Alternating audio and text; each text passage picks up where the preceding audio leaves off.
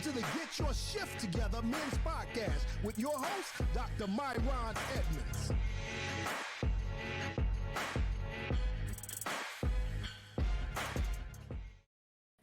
What's going on, fellas? Welcome to Yes. Get Your S.H.I.F.T. Together podcast, men's only podcast. Yes, sir. What's going on, Myron? How you doing, man? I'm good, man. I'm fired up today, man.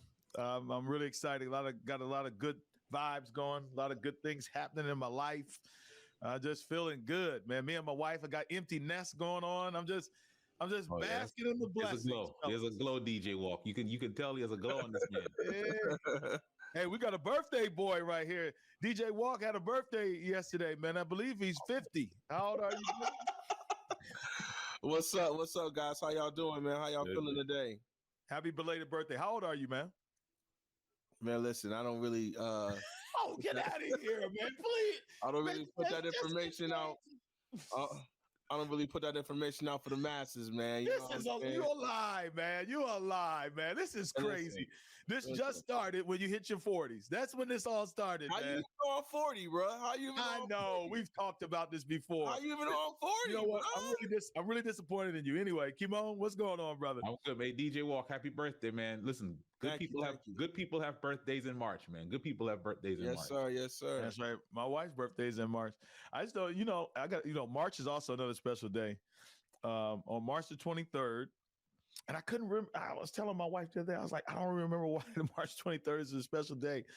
And I realized it's the day that my sister, my adopted sister, Letitia, my parents adopted her from Korea. So, March is a great day, man, and a great month, rather. But forgive me, I need to go back.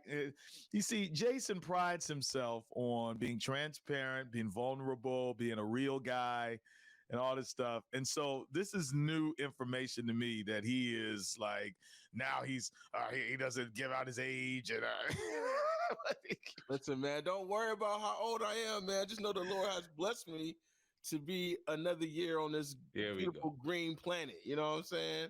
You don't look a day over 25, man. You don't look a day over 25. Thank you. Tell him take that hat off. Now, come on, man. All black. And the man has hair in his head. It's all black. That's why you mad, bro, because you out here bald, man. Anytime you see a black man and his hair is all black and he's in his 40s, he's got help. He's getting help. We all need a little help, right? We all need the Bible says it, man. I die daily. Come on, man. Good one, Kymone. Oh boy. Anyway, hey, look, we got a great subject today, fellas. We're talking about, do men want to be with a strong woman? Specifically, we talking about, do black men want to be with a strong black woman? I posted on Facebook, and it's 100 comments already, and they all over the place. So I had to go do some research, like some legitimate, research, some data. I need to go look at the studies to see what's really being said. You can't trust Facebook.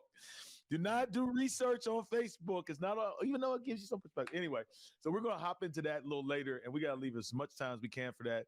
Nevertheless, I got to bring in my man, Lance J. I hope he's got his sound together. Before Lance comes on here, it's just it's amazing to me that every time Lance comes on our podcast, I mean, the dude has all kinds of technical issues. I hear an echo. Yeah, I do. Oh, man, take Jay's out again. Yeah, I don't know, man. We got Jay. You see what I'm saying, man? Jay is a media mogul. This guy has built literally an empire. And when he comes on my show, the guy, we can't even get a solid some solid sound from him. Let's see if we can. Let's try it one more time. Let's see if he's got his shift. No. All right. James, I think if you click settings, audio, you want to click echo cancellation.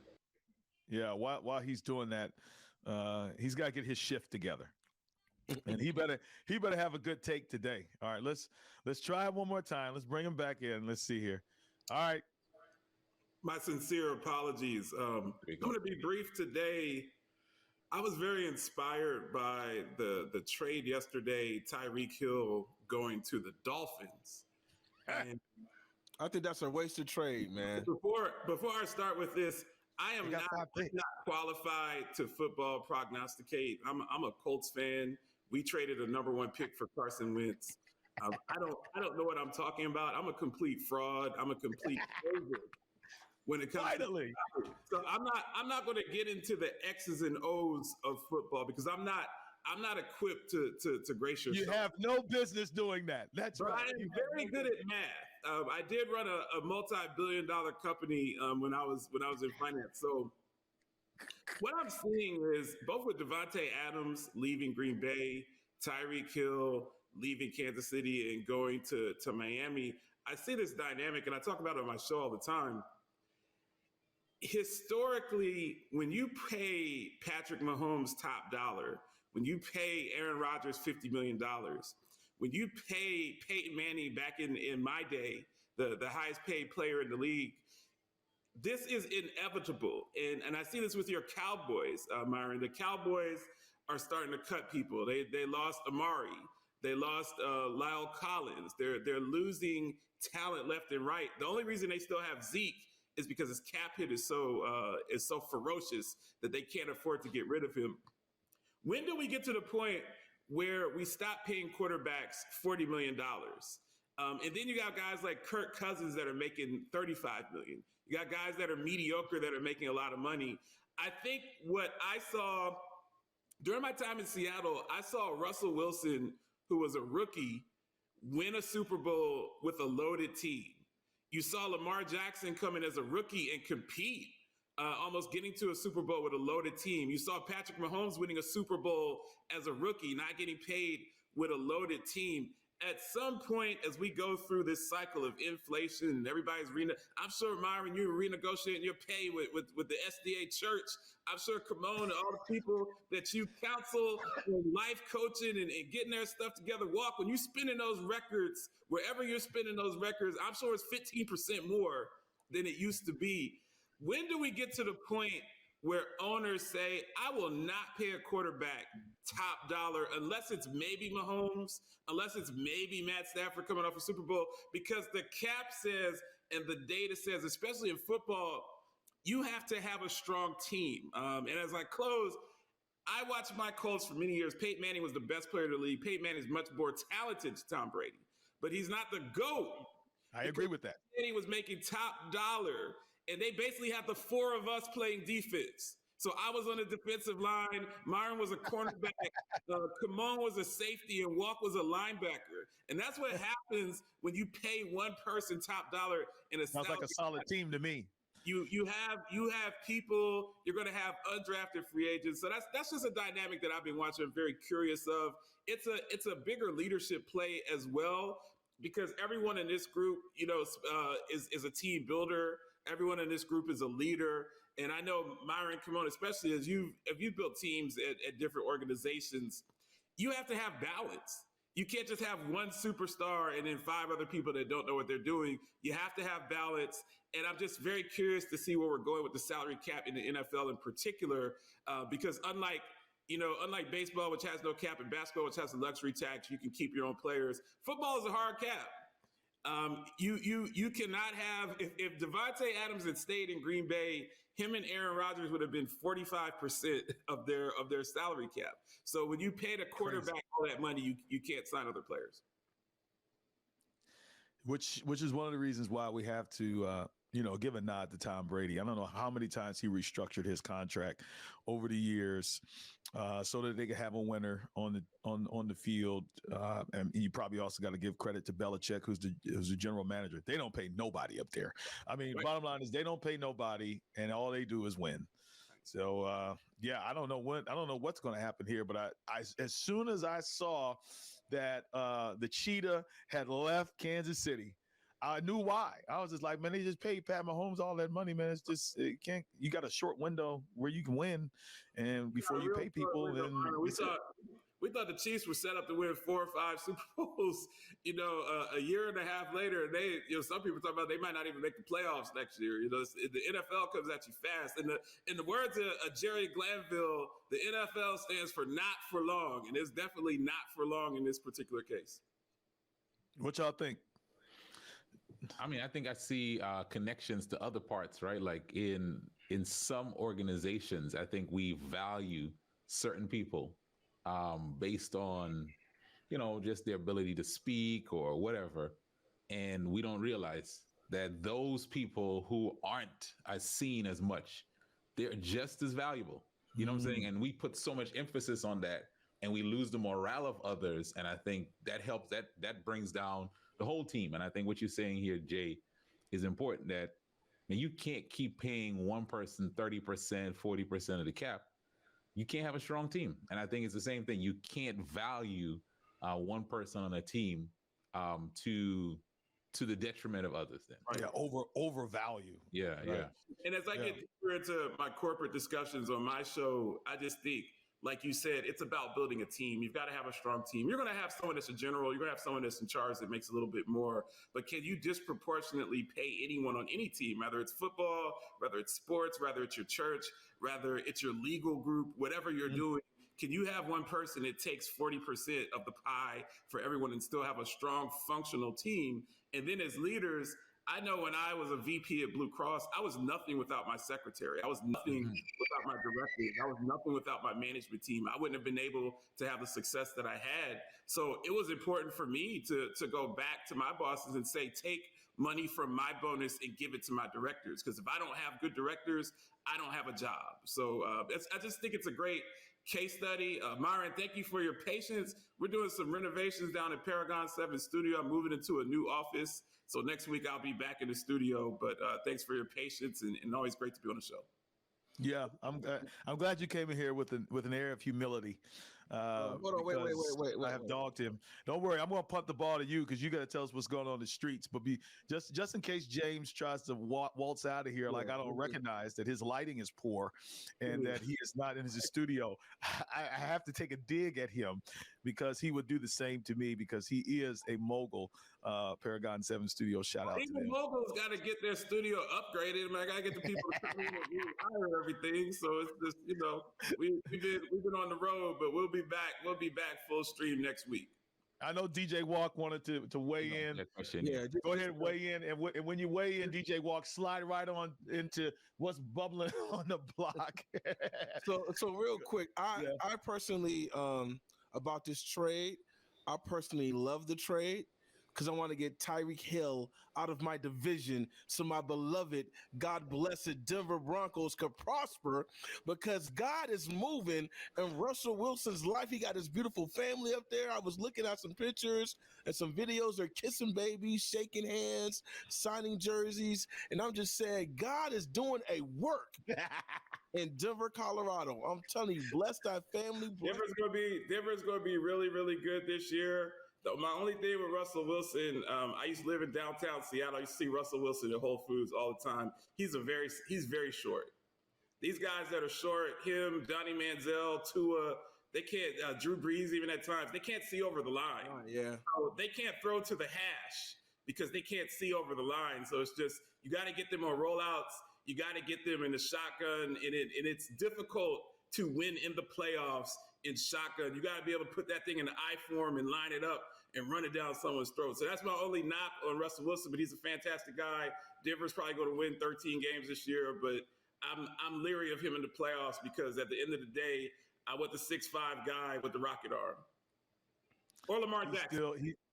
He's still grieving. He's still grieving the loss of Peyton Manning as the prototypical quarterback in the NFL. And even though still thinking that Emmitt Smith and Deion Sanders are going to suit up for the Cowboys. So you're still waiting for Troy Aikman to walk through that door. And I'm just saying to you that Peyton Manning would be destroyed in this new NFL. He is immobile. He was immobile. I don't care how well he reads defenses.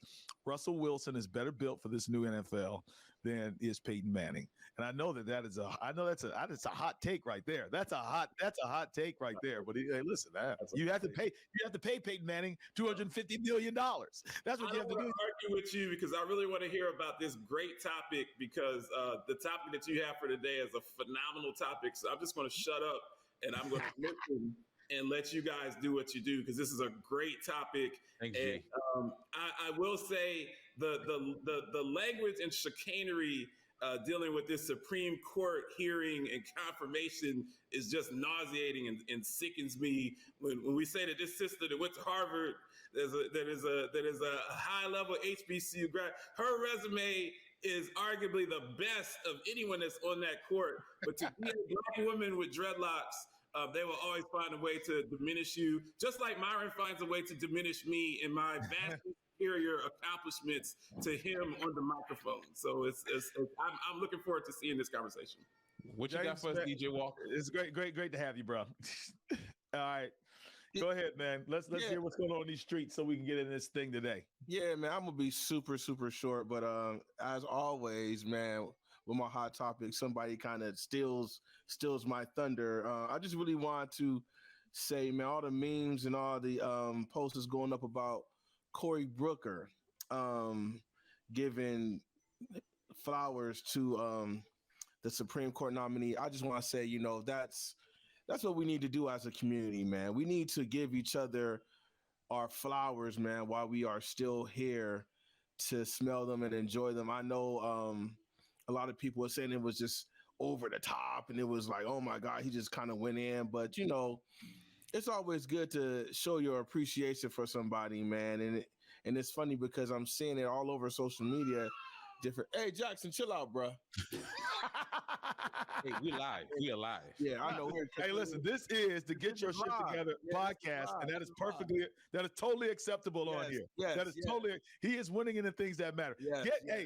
Hey, get him in line, man, and go back to your point. You're making a really good point, though. Really good point. Listen, Black men father their children, bro. Come on, sir. Come on, sir. That stigma is gone in 2022. Okay, come on, man. I am fully active in that little nappy heads boy's life. But anyway, so I just want to say that, man, that, it is good to show your appreciation to the people that surround you. And just like I said, I know people are saying it was over the top and he was just going overboard. But, sometimes people need that, man, to feel affirmed. You know what I'm saying? That? Black people are saying this? Some people are saying it was a little much. Man. What? But, I'll say this, man. That's what Cory Booker did. That's what Black men should do. Yeah. We got to lift our women up, man. That's what Black men are supposed to do, man. Did you see that lady? She needed that. You almost could tell she needed that, man, because she was under fire from all them guys.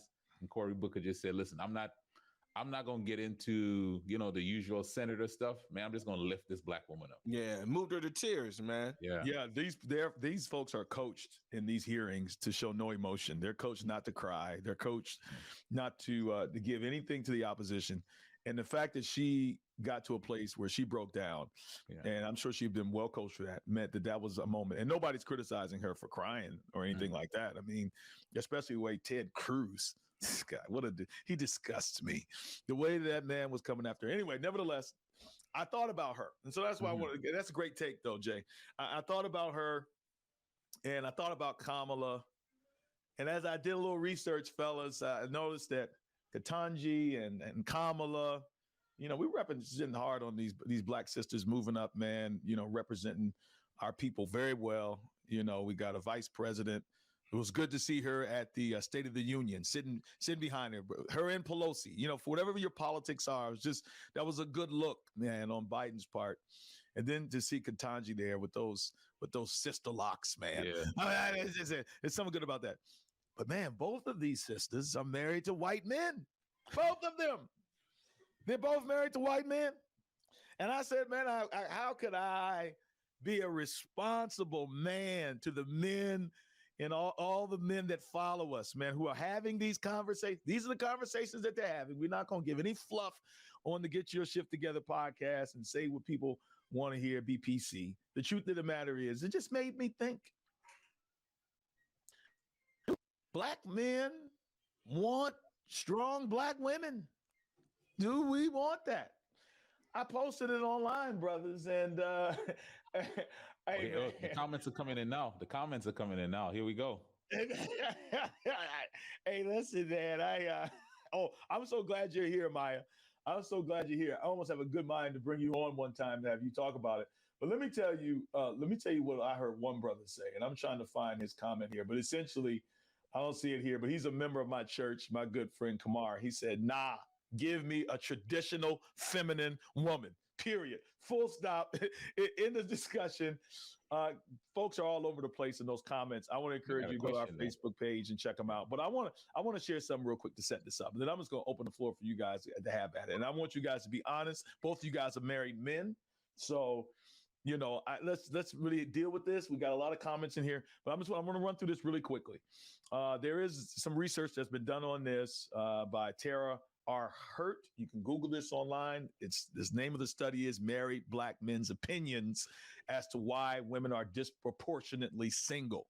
And basically in this article, in this peer-reviewed article, I should suggest, they basically say that a lot of research has been done on Black women's opinions about men, but there's not a lot of research out there on why Black men feel that what Black men's perspective on why Black women are less likely, according to the research, Black women are less likely to enter into marriage or to remarry than Black men. And the numbers are crazy. As a matter of fact, it says 7 out of 10 Black women are unmarried and 3 out of 10 may never marry. And so most of us know these numbers, but I just want to tell y'all real quick. So I just want to get your feedback. Here's what the men said.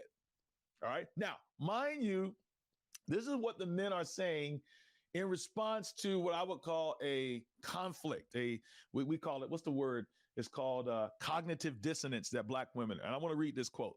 It says, and this is a quote directly from this peer-reviewed article. And I have to do this because I don't want anybody coming for me. This is not my opinion. I'm just reading the research. Listen, the views are not Kymone's or Dr. DJ Walk. Kymone.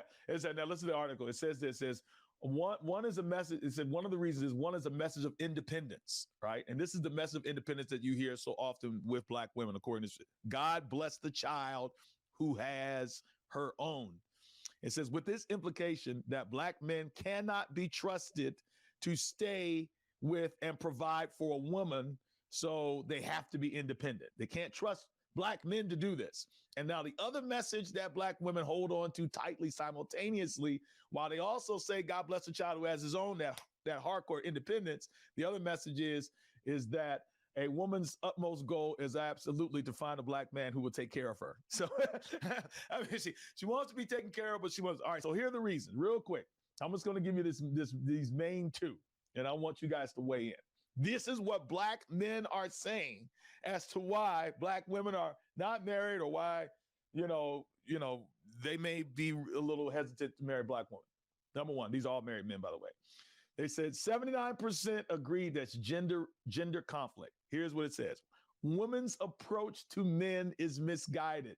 73% of the respondents in the gender relations category indicated, listen, guys, that Black women's approach to men is misguided as it relates to patterns of pursuing a man for a relationship and not exhibiting ladylike behavior. I'm just telling you, this is what men are saying. They're saying, and when it comes to relationship, they don't feel that they demonstrate ladylike behavior. Here is what they said.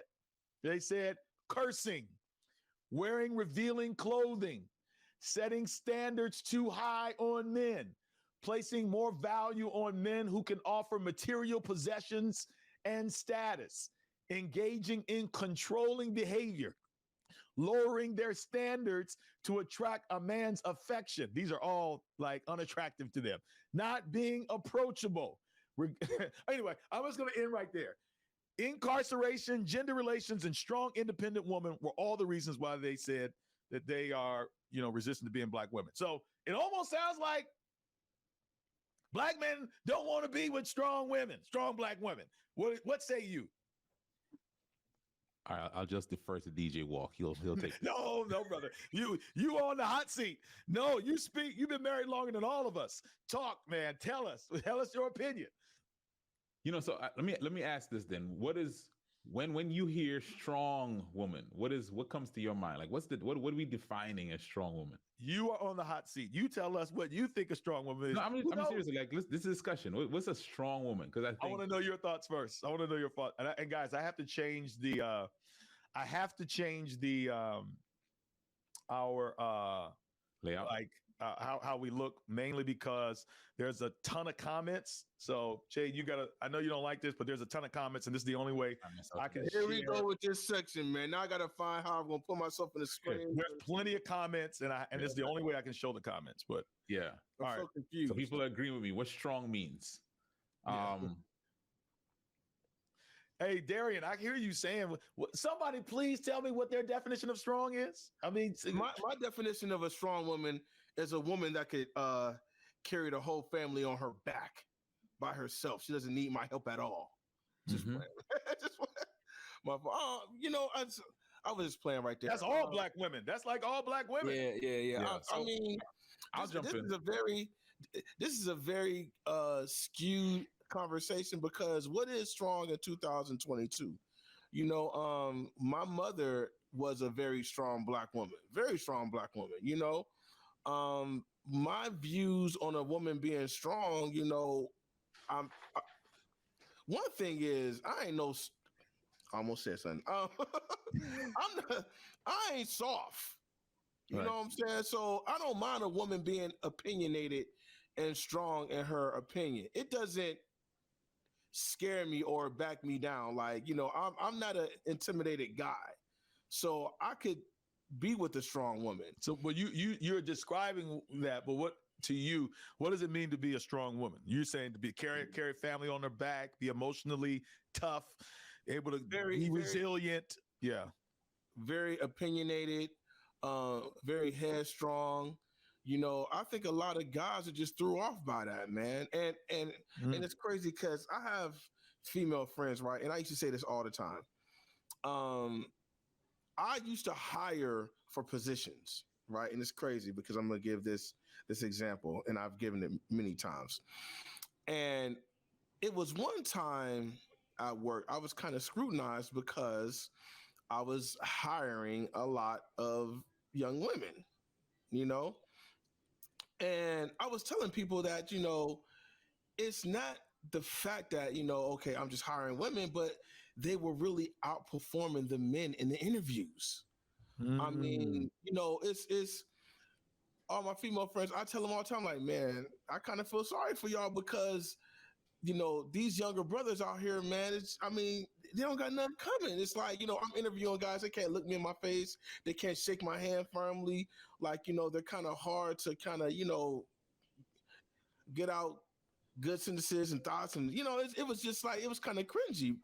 And like, the sisters getting there strong, affirmative, like know what they're talking about, on topic, on point. And this is kind of like, the balance of performance, man. The sisters was winning. So I was hiring the best candidates. You know what I'm saying? Yeah. Gender has nothing to do with it. I'm hiring the best candidate, and the sisters is out there killing it.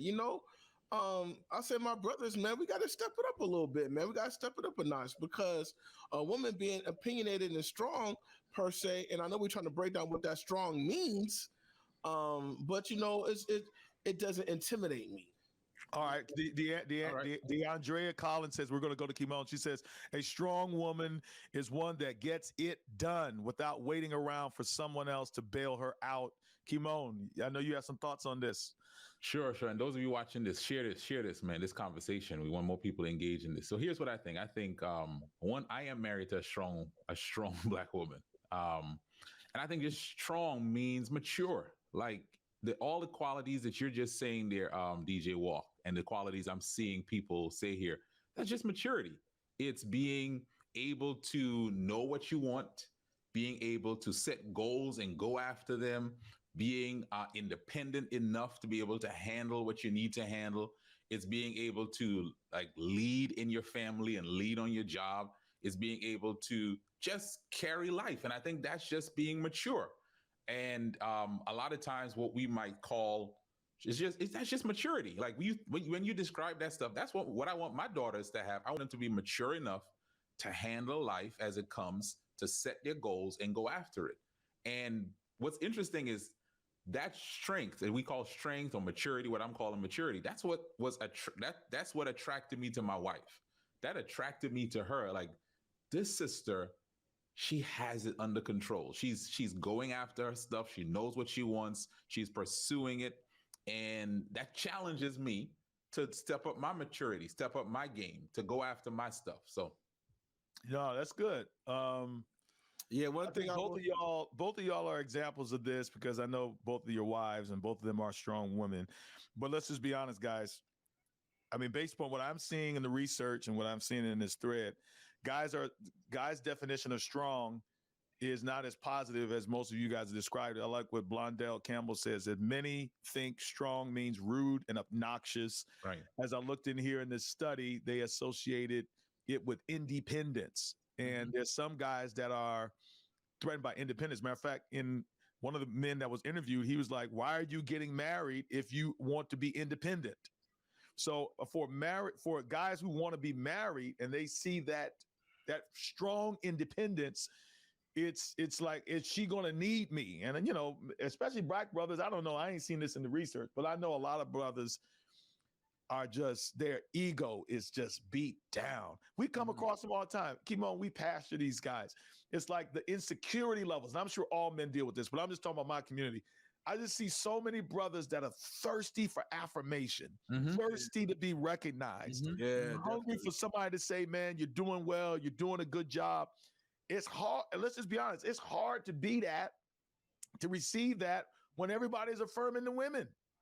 And so you got some brothers that literally are I don't even know if it's just, intimidated, but they feel some type of way that they're not being recognized and being affirmed. And so I don't know about you, how many times have we seen the really strong, educated woman married to the brother who necessarily doesn't make as much money as she does, right? That's pretty much me. It's probably, I know it's Kymone, same guy, right? Our wives make more money than us.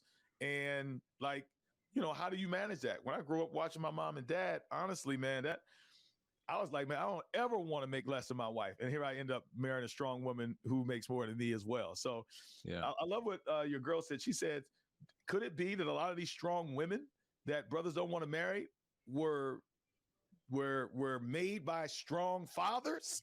I know I'm not raising my daughter to be soft. Yeah. I want my daughter to be independent, strong as hell.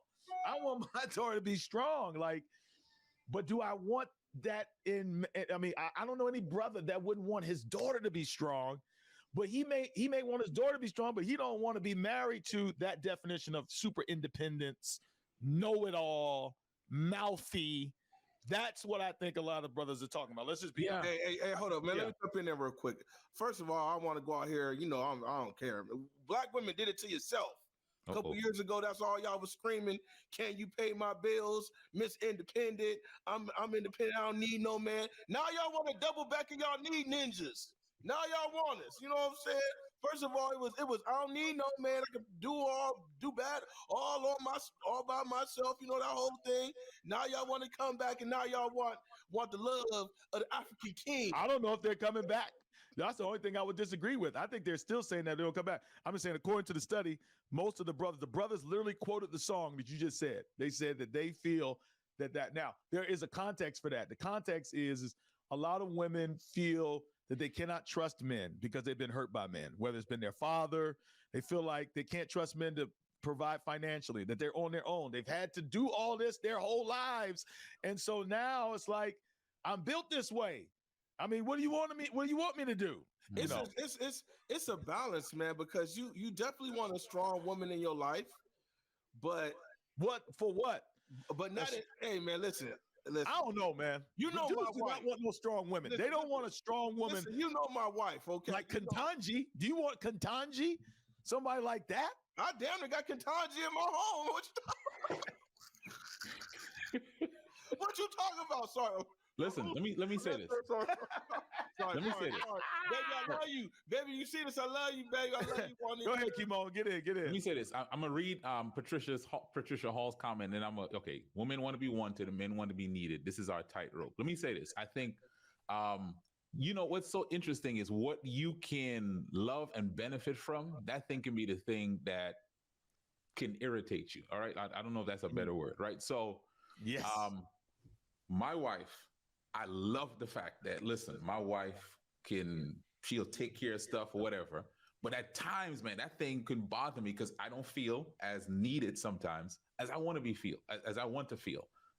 So, and I think that's for all of us. I don't think the men who are saying, I don't want a strong woman, don't admire some of those qualities, don't gravitate to some of that, but also know that at times it's going to cause some friction, it's going to cause some rub. And can we handle that rub? One of our friends, Kymone, said this. She says, men like the idea of being with a strong woman. This is to your point, Kymone. But the practicality or the responsibility, chasing and acquiring a strong woman is seen as a trophy. But the lived responsibilities of loving a strong woman often requires a level of mental and emotional maturity that men have to learn, blah, blah, blah, blah. I think what Kymone said is spot on. Like, we are attracted to the strong woman, but man, them strong women are hard to be married to. Let's just be honest. With our ego issues, with our lack of affirmation. Mm-hmm. And so if I could just throw this out here to the sisters, let me just throw this out here. And you could be doing this. So I'm generalizing. It's a podcast. We generalize. All right. But let me just say this. If you're a strong woman, and what I would mean by that is you're resilient, you're a principled person, you have character. I agree with all that stuff. And you can be vulnerable. I'm not talking about strong like you are disconnected with your emotions and, you don't take no mess. And that's dysfunction. I'm talking about you strong, you got your stuff together, you independent, you can hold it down. You Proverbs 31. You're going to have to go on out of your way to affirm your man. I'm just going to tell you that right now. You got to go out of your way to affirm your man, especially if he's a black man. If he's a white man, you know what I'm saying? Generally speaking, maybe not. But I'm telling you, where black men ain't nothing in this country, and they always getting put down, and they're competing with you for jobs. The society we live in now has literally put it to where black men are competing with black women for those positions, right? And so I don't think it's done by our culture, but I'm just saying, I think it's done against us by the culture to create this. My suggestion to sisters, and this is something me and my wife had to go through. Your boy, call it petty, call it whatever, call me I need to be affirmed, bro. Look. Tell me I'm the man. I need to feel that. Man. I need to feel it, bro. Let me say this, right? Go ahead, Heinz. Go ahead. I mean, think about it. My wife, who is fine as whatever, will still come to me and say, how am I looking? How do I look in this? Right? How do I look good? Right? She has a need to be affirmed for her physical, to be told she's beautiful, to get that. She has a need for that. There's nothing wrong with her for that. That's just how she's built. Right? And sometimes I go, come on, you know how I feel. But she needs that. And just like you said it, I think especially black men, what we go through in this society, what we go through in this world, what we're beat down, man, we do have a critical need for that affirmation, for that building up, for that celebration. And nothing's wrong with us for having that need. Not at all. Go ahead, Jay. Yeah, man. There's a side of the coin that we're not talking about. And the side of the coin that we're not talking about is how many black men are marrying outside their race. And I'm saying that because in some instances, they're getting what they need.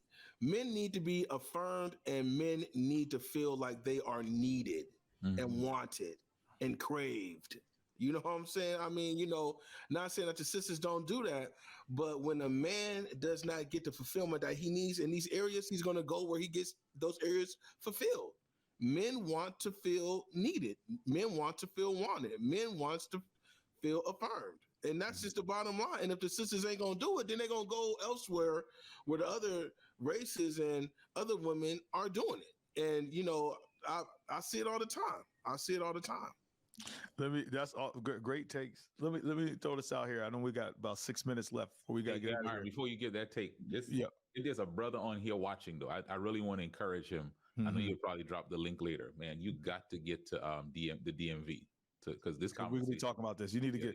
Yeah. Matter of fact, let me. I'm glad you brought that up because I mean, we just running out of space. There's so many of us here, but man, right there, you need to get to this conference. We all gonna be there. We leaving on Thursday. Me and DJ Walk. We hopping in the Suburban, and we getting on down that road. And tomorrow is the last day to register. And Yeah, so brothers, come on through. We're gonna be talking about stuff like this, and man, really how to handle some of these women that the Lord has blessed us with all of these gifts and these talents. Amen. How to relate, how to relate, and how to connect. But anyway, let me look at Naomi. She said something. Let me put this back on the screen. She says, "How about the men who saw their mothers raising them without fathers? How does that affect them dating strong women?" And I'm glad you brought that up because my mom was very strong. She was an attorney. She raised 5 of us, and she was in law school at the same time. And she had a job working for HUD. Simultaneously, she did all of that. I ain't gonna lie, though. As a kid, I don't know what it was. Sometimes I resented the strength. At least in relationship with my dad. Sometimes I did. And so that's just my experience with a nuclear family. But I do know that a lot of, you see athletes, you know what I'm saying? They praise their mother, the LeBron James of the world. There's so many brothers out there who turned out great, who came from single parent homes. But isn't it interesting that they don't end up marrying, in some respects, women like their mom? I've talked to a lot of brothers that resent a lot of that anger that their mom had from hurt men. I'm just saying all to say this. Brothers, it ends up coming back to us. I'm going to say this. This is what I'm trying to say, Kymone. When we mess over women, when we let women down, it's the circle of life. It's the circle of life. I'm saying in general, men, I'm talking about all men. When we hurt women, when we let them down, when we mistreat them, when we don't keep our word, you know what I'm saying? When we mistreat them, when we hoeing around, we doing all. What I'm saying is that just creates the circle of life where you have a lot of women who feel the way they feel. You can't sit here and tell me that this strong, independent, I don't need no man, woman didn't come from a place of hurt. People, that's not human. Human beings need each other. I ain't gonna sit here and say I don't need no woman. That's a lie. It's a lot of men that I ain't never heard no man say that he don't need no woman. I ain't never heard him say that. But I've heard some sisters kind of, have to get to that place because we as men, in my opinion, we created this. We did. Look, I'll say this. I don't know if I'll add that I think there is definitely an agenda to keep us apart. There's definitely an agenda to keep us apart.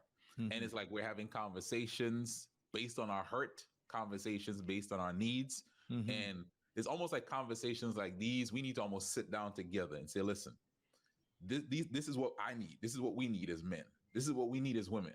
And at some point, we got to figure out how we meet each other's needs because we need each other, right? We need each other to bring the healing that both sides need.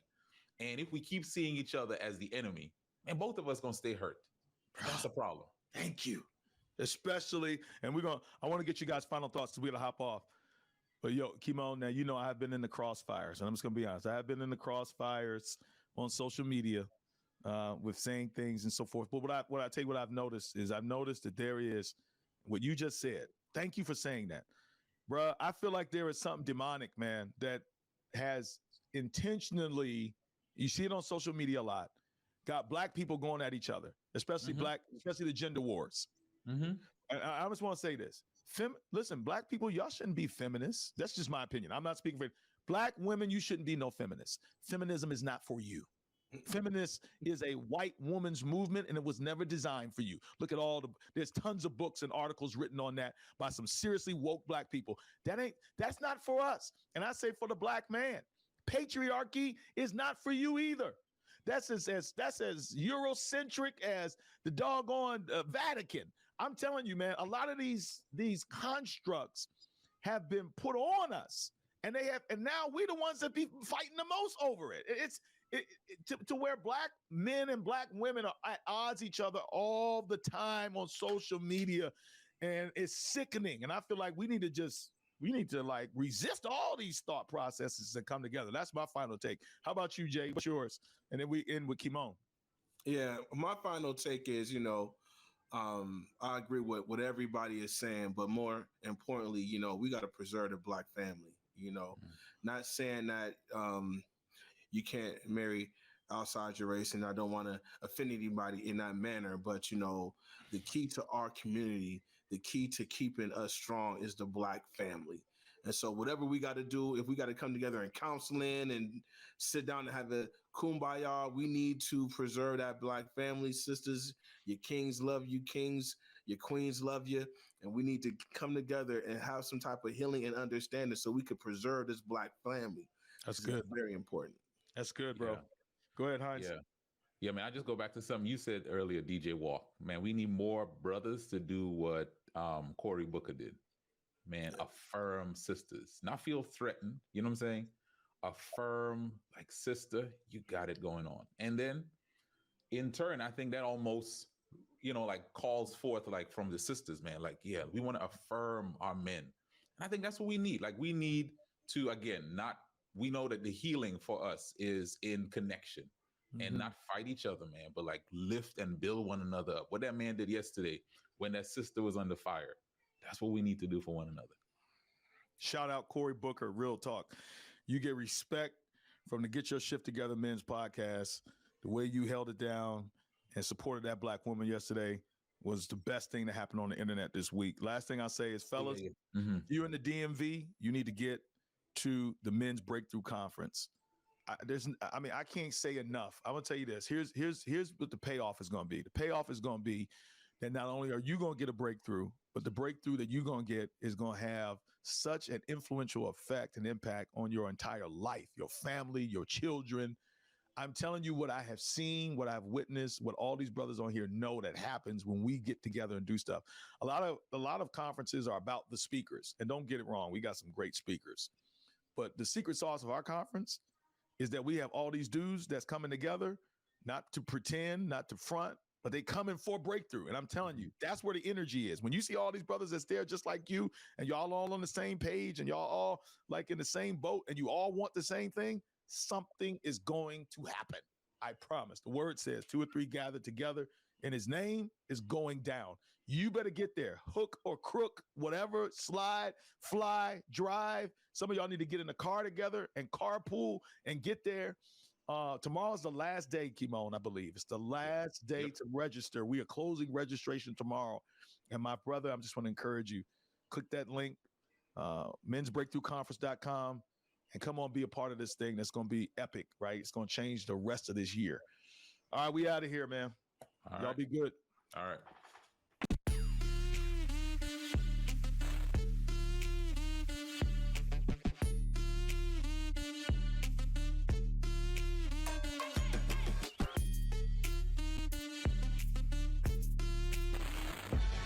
For listening to this episode of Get Your Shift Together Men's Podcast. For more information, please visit our website, menswinningcircle.com. That is, menswinningcircle.com. Let's win in the things that matter.